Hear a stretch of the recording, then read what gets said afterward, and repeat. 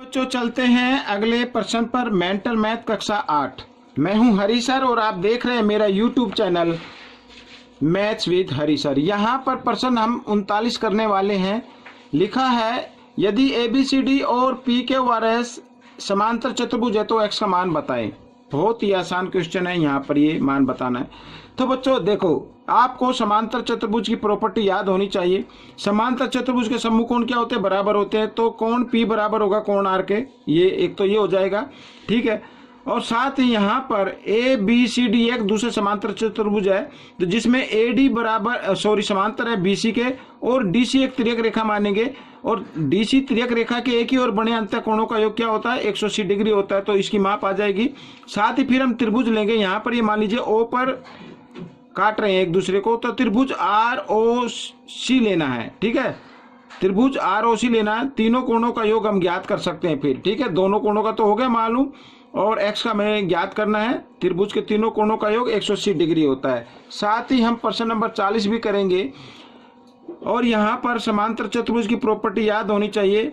हम जानते हैं कि समांतर चतुर्भुज के विकर्ण जो होते हैं एक दूसरे को समद्विभाजित करते हैं, ठीक है। एक दूसरे को समद्विभाजित करते हैं। सिर्फ उसी प्रॉपर्टी से x और y की वैल्यू ज्ञात कर लेंगे। आइए करना शुरू करते हैं।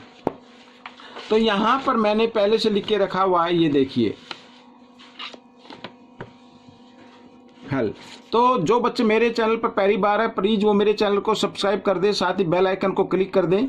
और अगर कोई वीडियो नहीं मिलती है तो डिस्क्रिप्शन बॉक्स में जाके अन्य वीडियो के लिंक आप वहां से ले सकते हैं।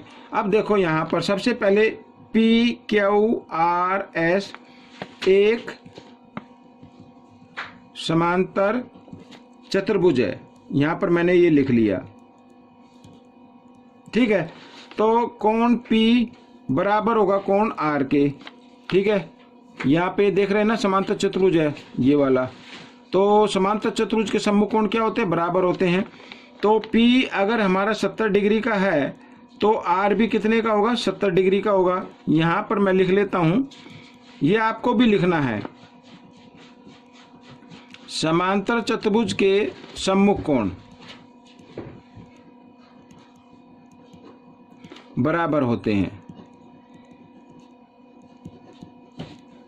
ठीक है। एक तो ये आ गया। दूसरा यहाँ पर लिखो ABCD एक समांतर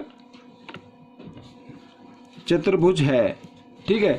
यहाँ पर थोड़ा सा मैं इसको दिखा, समांतर चतुर्भुज है तो जिसमें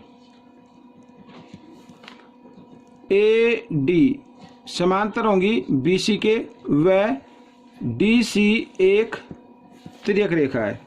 ये मैं लिख लेता हूं, ठीक है। तो यहां पर कोण D जमा कोण ये वाला, इसका नाम दे देते हैं बच्चों पूरा DCB, ये BCD। इन दोनों का योग क्या होगा? 180 डिग्री होगा।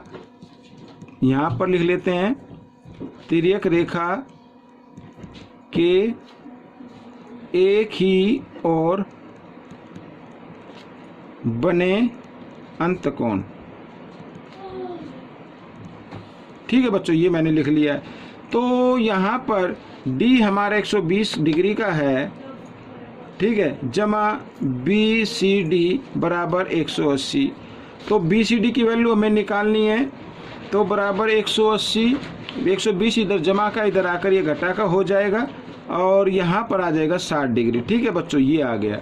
तो अब देखो यहाँ पर मैं लिख लेता हूँ बच्चों, O लिख लेता हूँ। अब त्रिभुज ROC, त्रिभुज ROC में, ठीक है। तो यहाँ पर बच्चों पूरे नाम लिखता हूँ मैं। इसका तो X लिख लेते हैं, X, ठीक है, जमा इसका पूरा नाम लिख लेते हैं ORC, O कोण ORC, और जमा कोण इसका भी पूरा नाम लिख लेते हैं O या RCO, ठीक है। कोण RCO बराबर 180 डिग्री, ठीक है। त्रिभुज के तीनों कोणों का योग 180 डिग्री होता है। तो x का मान हमें निकालना है ORC, ठीक है ना बच्चों। ORC यहाँ पर बच्चों ये देखो बीच में क्या है? R। तो यहाँ पर जो R की वैल्यू आई है वही मानी जाएगी यहाँ पर। तो 70 डिग्री और जमा RCO यानी CO, ये बीच में है ना RCO, तो यहाँ पर लिखना 60 डिग्री। अब मैं यहाँ पर लिख देता हूँ बच्चों कि एंगल BCD बराबर होगा एंगल RORC, ठीक है, ORC के, ये RC, ये गलत हो गया, ये एंगल BCD बराबर होगा इसके एंगल RCO के, और साथ ही यहाँ पर एंगल R होगा इक्वल एंगल ORC के, इस तरीके से। तो x जमा 60 और 70 130 डिग्री बराबर 180 डिग्री।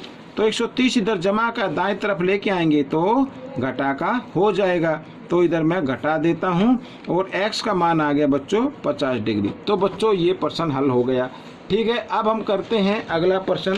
यहाँ पर भी इस प्रश्न नंबर 40 जो कि लास्ट प्रश्न है, आखिरी है, उसको भी मैंने पहले से लिख के रखा हुआ, ये देख सकते हैं। तो आइए कर लेते हैं इसको भी। तो देखो यहाँ पर सबसे पहले ABCD एक समांतर चतुर्भुज है, लिख लेते हैं, ठीक है, एक चतुर्भुज है। तो यहाँ पर लिख देते हैं समांतर चतुर्भुज के विकर्ण एक दूसरे को समद्विभाजित करते हैं, ठीक है। यहाँ पर फिगर आप देख ही रहे हैं। तो यहाँ पर यानी कि AO बराबर होगा OC के, AC और BD क्या है, विकर्ण है, तो AO बराबर होगा OC के, क्योंकि समद्विभाजित करते हैं ना। तो AO का मान है 5y जमा 1 बराबर OC का है 6y घटा 1, ठीक है। तो मैं क्या करता हूँ, y को एक तरफ ले आएंगे, 6y इधर जमा का इधर आकर घटा का हो जाएगा बराबर घटा 1, और जमा 1 इधर आकर घटा 1। तो घटा जमा घटा, 6 में से 5 गए, 1y बड़े नंबर के सामने घटा, इसलिए घटा का, और घटा 1 और घटा 1 घटा 2। तो घटा से घटा का निशान कट गया, y बराबर आ गया 2। y की तो वैल्यू आ गई। इसी प्रकार हम यहाँ पर x की वैल्यू निकालेंगे, तो जिसमें DO बराबर होगा BO के, ठीक है। तो DO का मान है 3x घटा 1, और यहाँ पर है 2x जमा 1, ठीक है, इस तरीके से। तो 3x घटा 1 बराबर 2 से गुणा करेंगे, 2x जमा 2 एकम 2, इस तरीके से। अब x को एक तरफ ले आए, 3x इधर आकर घटा 2x बराबर ये जमा 2 है, ये घटा 1 इधर आकर ये जमा 1 हो जाएगा। तो जमा घटा घटा, 3 में से 2 गए, 1x बराबर 2 और 1 3, ये x का मान आ गया और ये y का मान आ गया।